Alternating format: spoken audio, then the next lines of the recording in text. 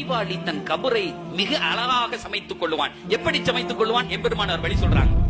எம்பெருமானார் சொல்றாங்க, நீ மட்டும் குர்ஆனை தொடர்படியாக ஓதினால், பெருமானார் சொல்லுகிறார்கள், நீ மட்டும் குர்ஆனை தொடர்படியாக ஓதினால் அல்லாஹ் தஆலா நீ மரணம் அடைந்து உன்னை கபருக்குள்ளே வைத்தவுடன் அந்த குர்ஆனை ஒரு உருவம் கொடுத்து அனுப்புவான். அது கபருக்குள்ள வரும், வந்து பக்கத்தில் நிக்கும், நின்று சொல்லும், தோழனே நான் யார் தெரியுமா? எந்த வேதத்தை உன்னுடைய வாழ்க்கையிலே தினம் தினம் ஓதிக்கொண்டிருந்தாயோ அந்த வேதம் உள்ள வந்துரும்.